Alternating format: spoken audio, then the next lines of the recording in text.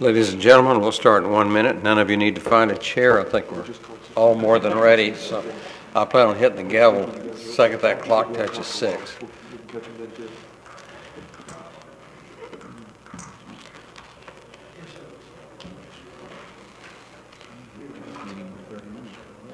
Come on, click over there. We might set a record.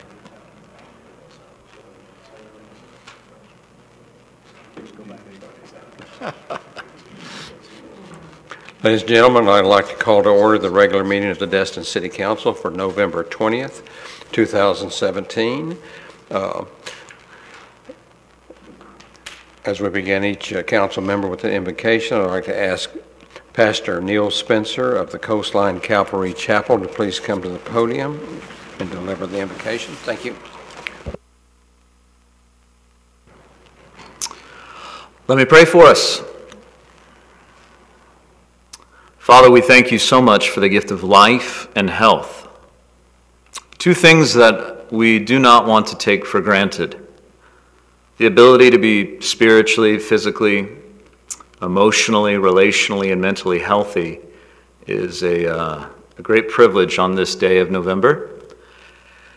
So Lord, we give you thanks. Thank you that this week we as a country set aside a day, even if it's for 12 hours, to be thankful.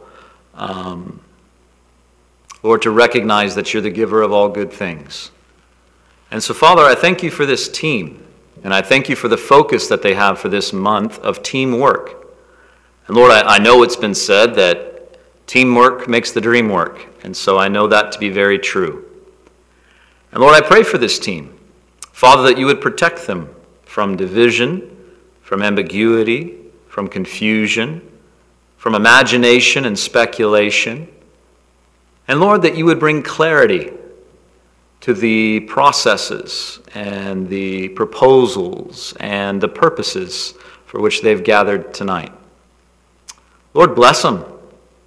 Fill them with your spirit of truth and discernment. Lord, you've called them to a great position to serve. So I pray that they would use this position to serve the city of Destin well. And Lord, that this week they would take time with their loved ones, their family and friends, and get to enjoy some of the great blessings of living on the Gulf Coast. Lord, thank you for this team. I pray that you'd protect, direct, and guide them. And Lord, I pray all those things in the name that beat death. There is a name that conquered sin, death, and the grave. And in that name, I pray this evening. And if that name can conquer sin, death, and the grave, it can conquer everything I've just asked for. So Lord, I pray that in Jesus' name. Amen. Councilmember Marler, excuse me, would you please lead us in the pledge? Mayor. I pledge allegiance to the flag of the United States of America and to the republic for which it stands, one nation, under God, indivisible, with liberty and justice for all.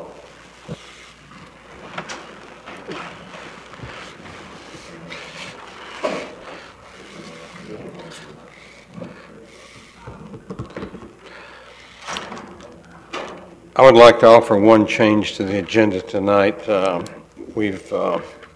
year-end budget amendments should not have been under consent agenda. I'm going to move that up and just have both items under city manager reports.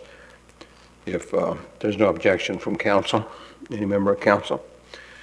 If any other changes in the agenda. If not, we'll move. If I can have a motion or any recommended changes to the approval of the minutes. Second. I have a motion. I have a second. Any further discussion?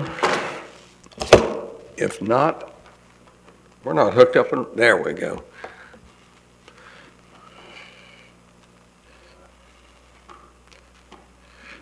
Unanimous, yes. We have no proclamations. Public comment on agenda items. Any member of the public like to comment on either one of the two agenda items this evening? I don't have any cards, but we're got such a small crowd, I'll be a little less formal tonight. No, we didn't. We just voted on it. So did you. You voted yes. I thought that was an approval of the agenda. My bad. My bad. Our first item on the docket is going to be the request for a proposal document to select a company to purchase the electric power. Mr. Spence? Mr. Schmidt asked me to explain it, Mayor. Okay. The RFP that's being requested for council approval follows what the council voted on at the previous council meeting to have Chef Wright and myself kind of come up with an RFP to put out the city's franchise option for bid to any other utility companies in the state of Florida and the country. Actually, we're not limiting it just to the state of Florida. And Chef drafted the whole entire thing and then provided it to me, and I made a few minor changes to it just to because you always need a second set of eyes on a few things. And my minor changes are all the red lines that you got in the updated version today, and most of them are at the very front. But there is one item that Chef did just point out to me during the redlining process. We left off on December 28, 2017 on the schedule of events. That would actually be the deadline date, and that's consistent with actually the first page of the RFP where it does say proposals have to be turned in by 2 p.m. on December 28th. And so before this would go out, that would be clarified right there because it's not even listed on page 5 right there, and so that's the one thing missing. But I think this RFP, according to Chef, it's legally compliant with any other electrical utility RFPs that an expert in his firm has handled before, and it meets the city's RFP procedures from what I can see too. And so we would, ask that the council consider it and move to approve of it, and also, I guess, obviously, if they want to make any changes too, we'll be willing to make those too at your direction. So.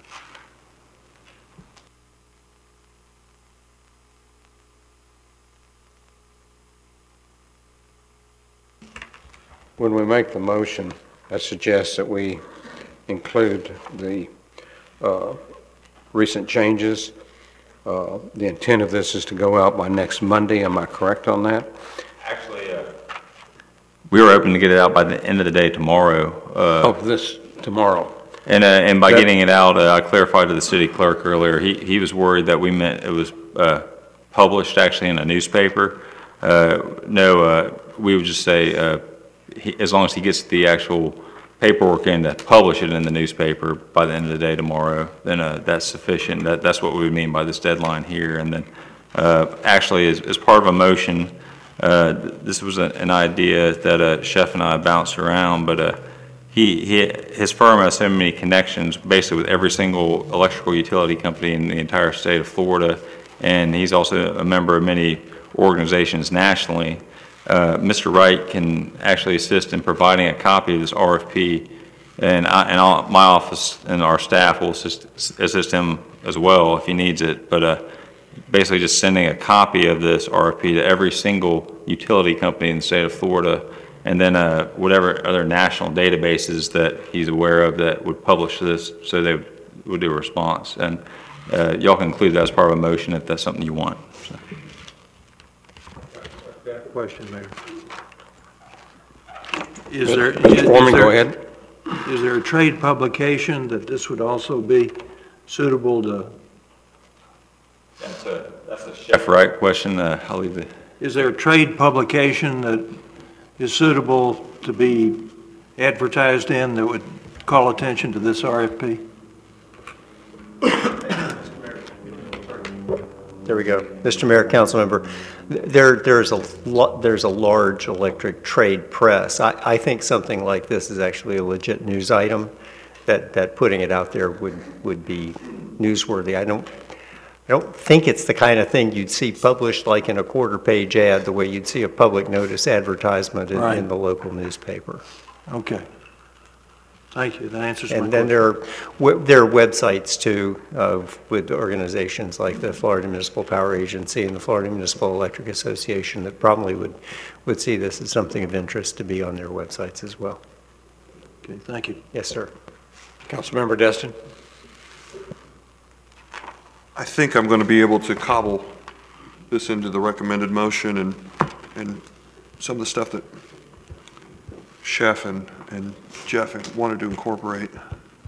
So I would say that I'm going to make a motion that we approve the RFP in the form submitted, but with incorporation of the deadline changes that Chef and Jeff Burns just discussed, and that the RFP be finalized and put out for responses no later than 4 p.m. tomorrow, which is, 4 p.m. Wednesday,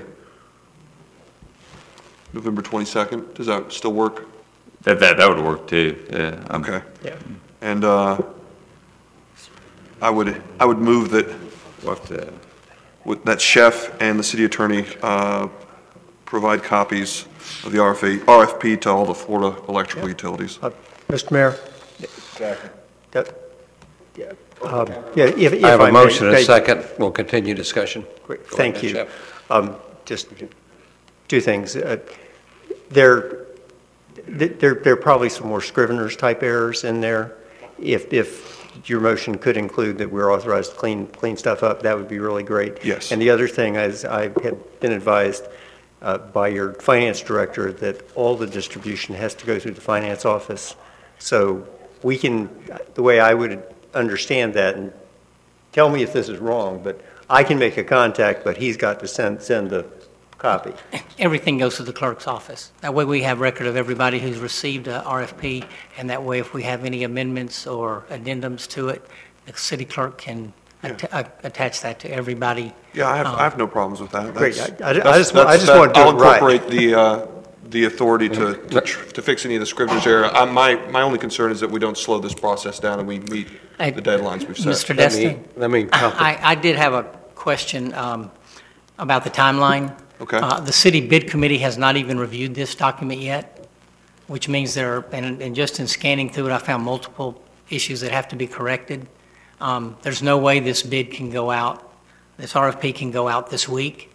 The committee meets next Tuesday, and at that time we will review it, make all the corrections, not to the substance of the document, more to the format, so that we follow the standard city format in RFPs, and that would affect your timeline here. So I actually do have a solution to that. The city's purchasing policy does allow the city council to make certain exemptions to certain procurements. Mm-hmm. And so, and we'd actually discussed this, the city manager and I believe the mayor was in the room. There's discussion that if this bid was a little bit more comprehensive and it's much different than any RFP anyone in the city has ever worked on, because it's the largest RFP that's ever been done, then if there were inconsistencies on how Chef, the expert, recommended that it should go forward, then we should maybe exercise the council's, or recommend the council exercise their discretion to make this particular RFP exempt from the normal procedure and regarding any inconsistencies between the RFP and the normal process. actually, the issues with it are the formatting issues with how the city operates our city business, and it's got nothing to do with overriding that policy. The bid committee reviews all RFPs for continuity between every RFP. They all have the same basic format, and so that's something that needs to be done and has to be done. We do it for all bids, and there's never been a case. This is not too complicated for anybody on the committee to read and review and get corrected, so that when the RFP goes out, there's not any issues and inconsistencies within the bid that would cause a problem with any bidder. And I think by delaying it for at least a week and a half is not going to cause any issues with that. There's no way, this is a formatting problem, basically? No, there's multiple things. When I just glancing through it, I found multiple references to wrong people who would not be part of, or would not be the individual that you would take into account the issues within the RFP. A simple item like what Mr. Sheff just brought up, that I can give these out to all these electric utilities, that doesn't work. We have to do it in our process. We have to have it go through the clerk's office so that we have records of everything that's given out. And there are multiple references to wrong individuals within this RFP that we just need to correct. That cannot be handled tomorrow? No, the next 48 hours? No, the bid committee doesn't meet again until the 28th. We're excluding the bid committee by that motion. There's not a necessity for the full committee to meet. That's the group that sits down and reviews all of these documents to ensure. Yeah, but we're setting that aside. If you want to set aside, then just send it out the way it is. And let Mr. Sheff go ahead and give the bids out, because we have a process. And that's what we're trying to follow with this, as well as every bid that we put out. And I hate to get away from that process, because that's important to how the city operates through all of our policies. And this is just this is an administrative process, not a legislative. So, I mean, it's your choice as the city council if you choose to not. I'm just trying to work out a compromise to at least allow the key members of that team to at least look at it before it goes out, but not delay a full week. It's important that we review it, but if you feel like it's not, then we don't have to. That's your choice. You could always issue it now, and then the bid committee could review it, and if they find any inconsistencies, they could do an amended RFP next week. There's a lot of options, many ways to skin the cat, I would say. I'll call the question.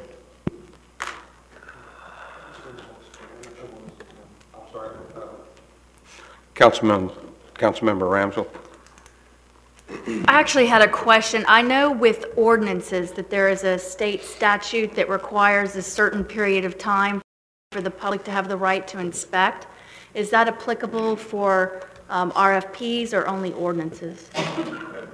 That's, are you talking about the changes that we made to it? Well, just in general. I know after any time an ordinance is passed that we're supposed to have a period of time, I can't recall the exact period of time, for the public to have the right to inspect it before it's enforced. I just don't know if that's the same for RFPs or not. Not for RFPs. I know there are certain other bidding mechanisms that have other standards that would require certain reviews on the front end, but RFPs are very liberal. And that you could issue this, and the city's done it before. They've okayed RFPs, and they've gone out within a short amount of time. So.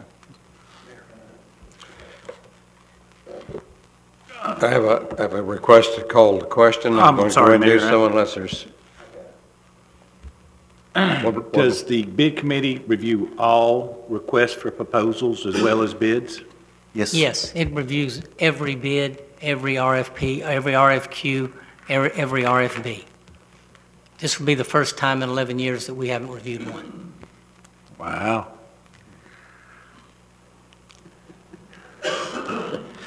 I call the question.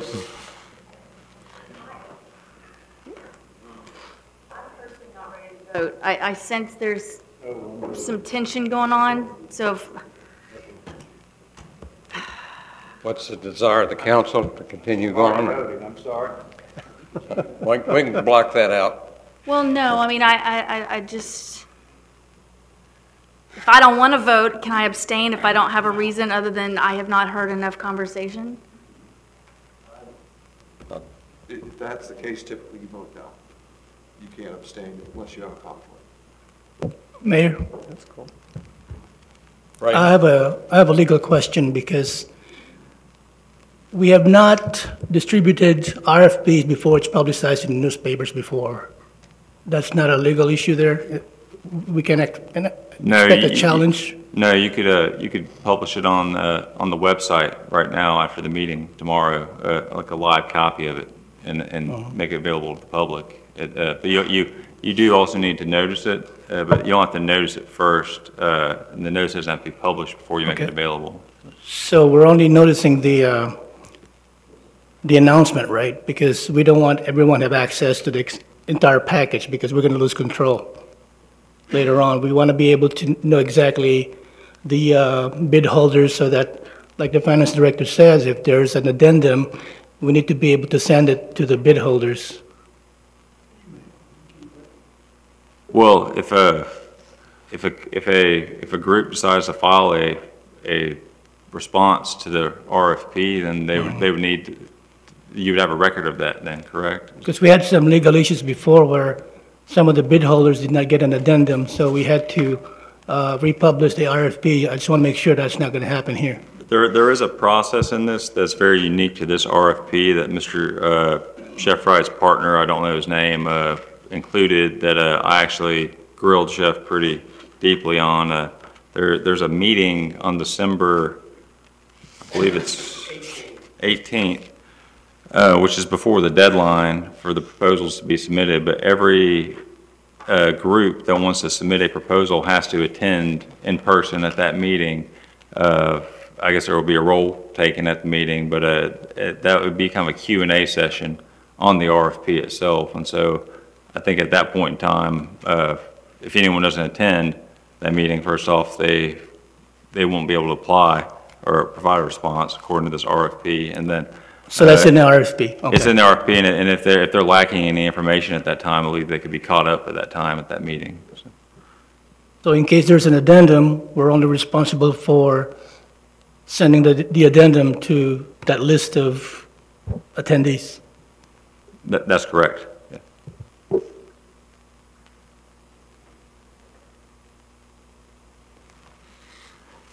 Continue the vote.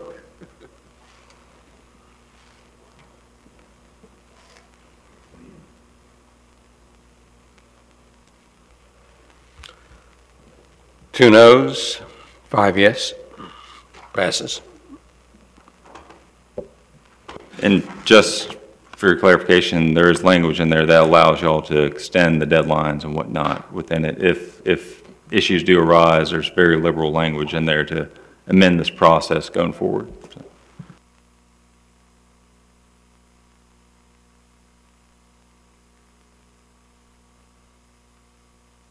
Thank you.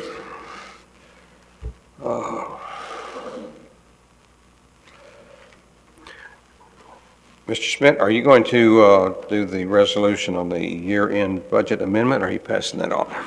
I was going to let Bragg Farmer basically address the year-end budget amendment. This is the a required statutory requirement to close out our fiscal 17 fiscal year, where we have to match our budget to our actual expenditures. As a whole, the departments did quite well. I think we only had about, 7, 8 that actually went beyond their budgeted expenditures to their budget. And that's all this is just matching up expenses to budget. It's not costing anything out of the general fund. We had plenty of money in excess revenue as well as unspent general fund dollars in other departments. And this just matches expenses to budget. So I'd appreciate the motion to approve it. Motion to approve? Second. I have a motion to approve and a second discussion. Councilman Dixon? I was going to make the motion, Mayor. Okay. Not seeing any further discussion, I call the question.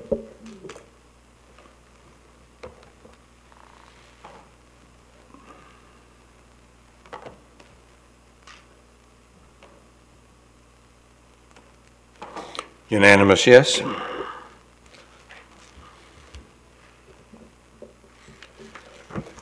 Comments by council. We'll start with Councilmember Braden. Hey, thank you, Mayor. First I got on tonight is the letter we received in our box about apparently there's been several code violations sent out to the, was it the Methodist Church with the lighting issues, and I guess for some reason that's been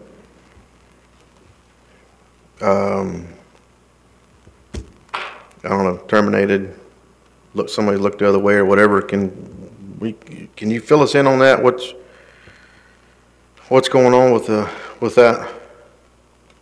I'm sorry, I was talking to the city attorney and I missed your question. It's the lighting problem that we've been having for quite some time with the Methodist Church shining lights on the houses. There's been code violations, multiple code violations sent, and nothing's ever been done, and now all of a sudden everything's fine.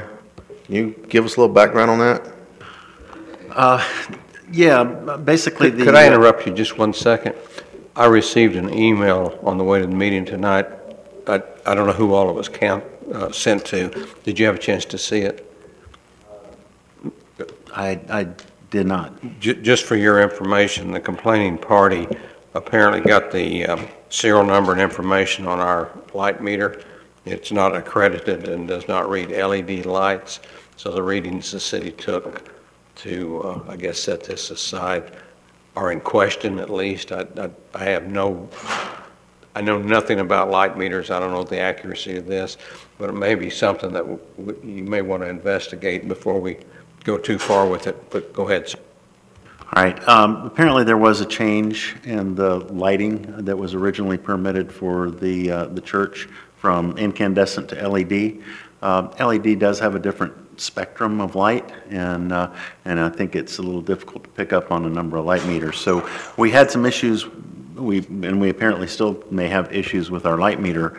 However, when we received a revised lighting plan from an engineer, stamped and sealed, from the church, basically it met the parameters of the land development code, and we're not qualified. We're not lighting engineers, and we're not qualified to second guess that lighting plan. So at that point, the decision was made basically to accept the engineer's certified, stamped and sealed lighting plan, and determine that it met the land development code. So that's where it stands right now. If we need to try to get a different light meter and go out there and take some additional measurements to verify that lighting plan, then we can do that. But at this point, based on the stamp sealed lighting plan that we've received and meeting the land development code, then our perspective is that it has met the requirements. Yeah, I understand that the lighting and all would meet the land development code, but that still doesn't explain, we still can't have lighting overflowing on someone else's property and lighting up their house like a neon sign. I mean, I don't think that stamped engineered drawing or letter, whatever it is in reference to that, is it? It's just the lighting itself? According to the stamped engineered drawing, there's like 0 lumens at the property line. So can we go out and take a look? It's dark right now. Yes, sir. You're more than welcome to. I'll be glad to open up my backyard if anybody who would like to come see. Oh, I didn't know you were here. You're welcome. And my dining room to see the 2 lights in the center that follow me every day. I'm sorry. That's all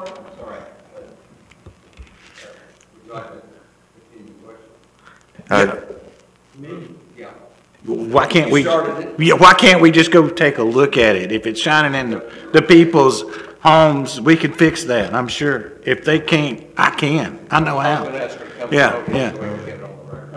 I'm sorry, the reason I was gaveling you down is that we need all conversations on the record, and I have to have you come to the microphone so that it's recorded. But I guess there's no further questions. Is there any other questions? I don't have any questions. Okay. Other comments? Yeah, Mayor, I've been out there. I was out there, I guess. Hang on. Go ahead and introduce yourself. I'm Bonnie Todd. Bonnie? Bonnie. Yeah. Bonnie, I'm Bonnie Todd. I'm going to ask you to hold your comments for just a minute and see if council members have questions for you. Thank you, Mayor. I was actually out there, I don't know if it was March, April when this first come about, and it's pretty ridiculous. The house is lit up. I mean, I sure couldn't live there. But anyway, I was just curious because back then I knew there was a code violation, and I guess apparently I don't know what happened to that, but it sounds like they've changed the lights, and now we've got some lights out there. We don't have a meter that can read it, and everybody's in compliance with that. But it's obviously still going on. I mean, when I went by there at night, it was horrible. I didn't have a light meter, but it sounded like we need to get up with the program with the digital noise meters and digital light meters or whatever it is, because sounds like this has just been put off and kicked down the road for whatever reason. But I'd like to see something done with it. I'd like to get a meter out there, whatever it takes, to finalize it. And if we have something in hard evidence that tells this lady, you know, this is the way it's going to be, meter says it, or, you know, they need to put some shields on their lights and shield the light from getting on somebody else's property. If this lady has any comments, I'd love to hear her side of it. Please give us your name and address. My name is Bonnie Todd. I live at 182 Lola Circle, and I have lived there since April of 1993. And I plan to die there unless I'm on a sailboat somewhere in the Gulf. So, but that's changing really quick. My happiness has been deteriorated by this church that y'all have allowed to do whatever they wanted to since 2009. I have researched the Land Development Code, and I'm going to alternate my complaint to be based on a different code based on 1,000 luminums. They are required to have a shield so you don't see the main source of the light. It is 7.1703C3. And I'll be happy to share that information with Mr. Braden as well. Also, I have the information on the light meter. And Mr. Mahone graciously sent me a photo of it and gave me the serial number. I downloaded the manual. There are 5 or 6 different types of light. This one only reads 4. It does not include LED. Therefore, the letter I received from the city manager dated November 14th is invalid, by saying that they are no longer in code violation. How can you do it when a light won't read the light, give you the reading? Because Miss Lily was there. There was only bars the second time he come. There were no zeros on it. You cannot interpret that as a reading. Also, I am filing another formal complaint to you in regards to the city policy that they are in violation of their own land development code. And with the information I gave to Mr. Braden, it shows, the example I'm going to use is a current lighting situation. The church changed the lights in February and March. I addressed this issue with Ms. Gates and Code Enforcement after addressing it with the church. The code violation issued, nothing happened. May comes along, another code violation. June 1st, the 3rd code violation. Then they applied, they got the lighting review permit. And it's a conditional permit. The same type of permit that was not enforced in May of 2009. I have that permit as well. So, the conditional permit was issued for approval of the lights before they even gave the city the lighting plan. Then they get something else, and then they get the permit is the last thing they are issued. And even the Methodist Church lighting engineer that visited my house had a reading of 0.03. The code says 0.02. Well, I'm past that point now. It is based on luminums, and I can see 2 lights in the center of the parking lot in my dining room every night from 4:30 to 6 a.m. And I'm done. Thank you. My name's Mindy Lilly, and I live at 184 Lolo Circle, and I moved here just about a year ago. And from my bedroom, my whole bedroom window is lit up, luminous. The lights are so bright. And I thought, the first thing I thought is, why doesn't somebody talk to the church? And, well, first of all, the poles are like 30 feet high. If you look in the code doesn't allow for them to have 30-foot poles with lights on it. They don't need it that high. They don't need to illuminate the whole sky for 2 blocks. I just feel, and then I have some other complaints. I may do formal complaints just yesterday morning. I'm battling cancer, and it was 7:15 in the morning, and there were 2 men, and the parking lot is just like from me to you. There's that much room where their front headlights park, and they go right into my bedroom. And they got out, and they were cussing each other out. And all the church people all around. And this happens all the time. I thought, do I call the cops? I didn't know what to do. But it gets irritating. It's a nuisance, and I am a member of the Methodist Church. But not this Methodist church.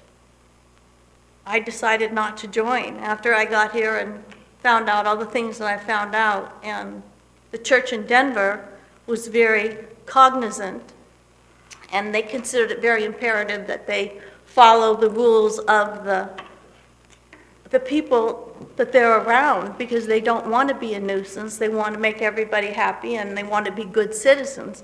They're trying to be a good example for the community, and this church is not doing that. They are not showing it. If this is the way they handle people and handle their problems, they're showing the rest of the community you can do whatever you want and nobody cares. Very good. Thank you.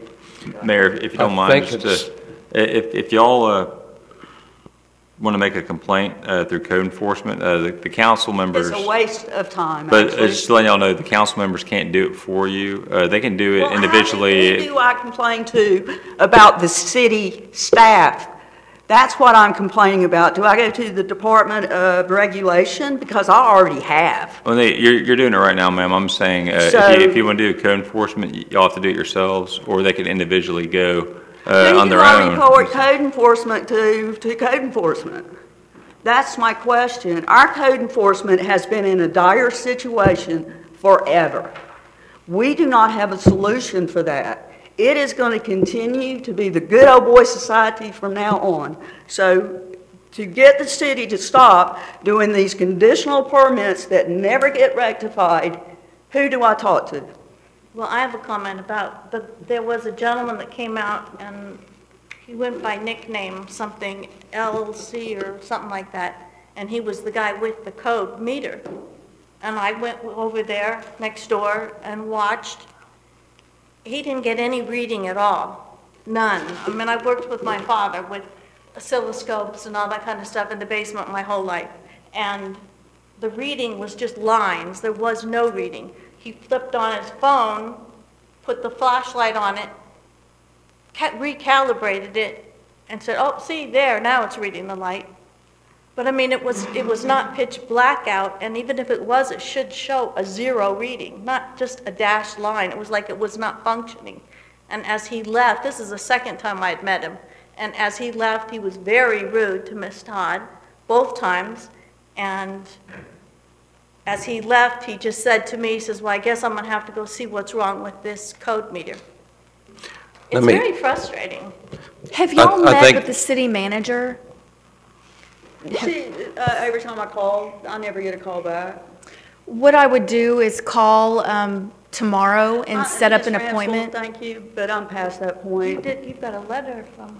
I gave a copy to, Ms. Mayor Fisher has received a copy, and Ms. Lejeune has received a copy of my letter to the State Board of Regulation. Yeah, and I gave Mr. Braden a copy of that tonight. Okay. We've been getting complaints for a long period of time. Go ahead, Mr. Foreman. May I suggest something? This is not an agenda item tonight, which doesn't mean we haven't listened to you. But since it's not an agenda item, it means we don't have a basis for action, because we need a report back from the staff on your complaint. And I think it would be best if we got all the facts answering the questions that you've raised in order to do something about it. And, at this point, we don't have anything before us other than the fact that we want to help you and we want to get something done. But the proper way to do it is to get it on the agenda and ask the staff to give us a report back on everything that you just discussed. Every bit of this information is provided for the city. Every bit of it. Yeah. I have never seen it before. I've contacted Mayor I think Fisher. what he's Excuse saying me, is if he you, wants if you'll, Yeah, excuse me, let me bring a halt to this. I think we've beat it to death. We are concerned, I'm not seeing any disagreement from council. They obviously want it looked into thoroughly. Guess we need to reopen it. Mr. Schmidt, you have a comment? yeah, well, we need, obviously, I mean, if there's an issue with the LED lighting that our current meter doesn't read, we need to beg, borrow, or buy a meter that reads LED lights. And if I have to, I will personally go stand on the property line and use a meter that reads LED lights and see if we can resolve this to your satisfaction. Thank you. Is that agreeable with council? I'm calling a halt to the discussion. We don't want to carry this on all night because we cannot take any more action than we just did legally. I want to alternate to be about the aluminums that these lamps produce. We need to get that on the agenda before us to act on it. So Okay. I want it to be based on the aluminums that these lights produce, because this light meter deal has jerked me around. I have been ambushed by the church, and I have been just treated very unfairly because I want to have darkness so I can enjoy my porch. Okay. Thank you. Thank you. Thank you. You'll hit the switch up there and turn that off. Thank you very much. Thank you, Mayor. Mr. Schmidt, if you can, will you put that under my name on the next meeting, please? Council meeting, so we do some fact finding on it. So if we need to make a motion to purchase a digital light meter, whatever we need to do, we can do it at that time, please. And can you also look into the pole height? They were mentioning that the poles are 30 feet high and that's higher than is allowed. Those may have been permitted before, a change in the code that provided for lower standards. But we will look into, the permit, when they were permitted, when the code, what the code said at that time, and we'll verify that as well. Okay. Thank you. Thank you. Councilmember Rams, excuse me, I'm sorry. Councilmember Braden, go ahead. What's the status with our livery vessel registrations? Or is everybody registered, or we still have outstanding? We may still have a couple outstanding that haven't met all the requirements. We've been very candid with the livery vessel companies, basically saying that at this point there's three things that they have to do in order to operate next year. The first, obviously, they have to come in compliance with the livery vessel ordinance. Second, if they operated in 2017, they have to have paid their 2017 permit fees, and then obviously they have to pay their 2018 permit fees. And if all three of those standards aren't met, then we will pursue everything at our disposal under the ordinance to make sure that they don't operate until they meet them. Did we not put a timeline in that? When I know we gave them August or something to pay that, but we didn't give them any type of timeline to get in compliance? No, they had, the council granted them till I think mid-July last year to basically get their permits. And obviously they not all of them did, some of them couldn't. And so we have continued to pursue them. We've had some that said, I think there was a fear on the part of some of them that they would end up paying their permit fees for 2017, but some others that operated would basically get away scot-free and not have to pay them. To address that, we're actually requiring that before any of them operate in 2018, their 2017 permit fees have to be paid. So if they continue to operate in 2018 and still are not in compliance, that's when Mr. Burns gets involved? Yeah, I mean, we have 4 enforcement options available to us, up to and including pursuit of civil remedy. Okay, thank you very much. I just want to clarify one thing. I know at the last meeting, when the forget which number it was with the Atkins, when they come up, the thing we voted on for the crosstown connector, and we had problems with the appraisal amounts and moving amounts and all that, and I made a comment that I have not seen those figures.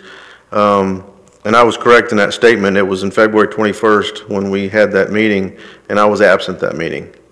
So I had not seen those figures. And the Roll Melvin Heritage Park plans, are they 100% complete? No, they're not. They're still technically at a 90%. We're making, I think, some changes to include some parking probably up by the street. We're working with the engineer on that now. Do we know when they will be 100%? Not at I can't. I'll have to check into that and get back with you. Could you? Is it easy enough to provide the council with a hard copy of that plan, or is it digital be easier? Digital, it's a fairly voluminous plan at this point. We can get you a digital copy, or we have copies up at the office. You're welcome to come in and look at them anytime. Can I get a digital copy of what's completed so far, please? Yes, I'll put it on the list. Thank you so much. When can I get that? You say put it on the list. When's that? I can probably arrange to get it to you tomorrow. I'm supposed to be off the rest of the week, but No, I don't need it tomorrow. I just didn't know if it was going to be sometime next year, but no, if we can get it, I mean, right after Thanksgiving's fine. I just wanted a copy of it. And that's all I have tonight, Mayor. Thank you. Thank you. Councilmember Ramsdell. Thanks. I actually had a follow-up question to Mr. Braden's query about the livery, however you pronounce it, vessels. How many do we estimate that there are in the city? That's a tough question. I'd have to look at what's been permitted and what I'll have to review the applications and get back with you on that. Obviously, there's quite a few. Because I'm looking at the email that we got just before Veterans Day from the city manager, and she notes that 10 have been approved permits and 6 others were denied but are working to come into compliance. Only 1 was issued a notice of violation. So are we saying that there's only 17 in the entire city? I think she was referencing companies. Yeah. That makes a lot more sense. Okay. Because I was looking at that going, I think we're a little shy on numbers. Okay, good deal. Moving on, we had gotten an email complaint earlier this week, and it's apparently a continuing situation in Crystal Beach. There is construction going on, apparently. Well, there's always construction going on. But at this point, there is one particular job site where a truck is literally parked blocking half to 3/4 of Shira Street. And apparently they've reached out to code enforcement a couple times, and I have not heard in the last day or so whether that has been remedied. Do you have any update on that and any information? If it's the one I'm thinking of, it was where a truck was actually parked in the street, and I believe the sheriff's office was called on that and dispatched to the scene because that's a violation that they can actually ticket. So I believe that was resolved. Okay, good, because I have not heard back from her, and I know that's a continuing problem right there. And that's all I have. Thank you. Have a happy Thanksgiving, everyone. Councilmember Dixon. Happy Thanksgiving. Councilmember Foreman. You're going to force me to say something just to take up the time. Well, I just want to mention something. This last week, I attended the Transportation Symposium down at Panama City, and that was a day-and-a-half affair, and in that, we had experts from the different elements throughout the state, such as the DOT and the various cities that are involved in trying to improve their transportation plans. But the theme of it was autonomous vehicles and driverless vehicles and the science of how they're going to, the IT industry is just going to take over our entire state because they're modifying the interstates to, for example, in electric cars, they're going to have sensors that are in the pavement so that when these electric cars are moving down the road, it charges them so that you'll decrease the use of gas. Anyway, we had all of this high-level information coming at us, and basically the thing that I got out of it is that from a transportation standpoint, unless we get a regional transportation system, we're in trouble. Because, and they gave them the example of Okaloosa County where you have 9 municipalities, none of them alike. And to have a homogeneous transportation system that's going to service the whole area is impossible like that. And so it's going to have to go at some higher level where they have the flexibility to be able to plan the roads and the routing and the transportation system that'll accommodate the areas. And so much that came out of that had to do with innovations in the future that will hopefully affect. And one last example, and then I'll get off the microphone. They'll have sensors in vehicles where when they come to an intersection where there's a light, and if the light is red, but there are no cars on either side, the car can go through it automatically without having to stop. So stoplights will be, a thing of the past. But and it also will recognize pedestrians in the highway. So those of you that are around next year, if you want to attend one of these symposiums, it's really something you really need to do. That's all I got to say. I do that with red lights right now. Councilmember Marlar. Thank you, Mayor. A couple of quick things. First, everybody, happy Thanksgiving. Hope you all have a great Thanksgiving. On November 30th, we will have the annual Christmas tree lighting for the city. I will be emceeing again this year as usual, and Santa Claus will be making a visit, so that'll be at 6 p.m. on November 30th. Also on December 3rd, the Henderson will be also having a tree lighting with the Village Baptist Choir singing Christmas carols and stuff. So I hope to see y'all there for those events, and that's all I have. Councilmember Destin. Nothing tonight, Mayor. Councilmember Morgan. Thank you, Mayor. American Legion did a great job with their Vets Day 5K. Kyron gave a stirring rendition of the Star Spangled Banner. I actually finished second in my age group, which was great until I was looking at the leaderboard and I realized I was beat by an 11-year-old, which took a little wind out of my sails. She was fast, though. But I did manage to beat Mr. Foreman and Kyron, so that's it. Mr. Burns. Just happy Thanksgiving to everybody, and then I'm going to turn it over to Steve because he didn't have a chance to make the city manager announcements earlier. So. I just had 3 announcements. First, as you're probably aware, the city facilities will be closed Thursday and Friday for the Thanksgiving holiday.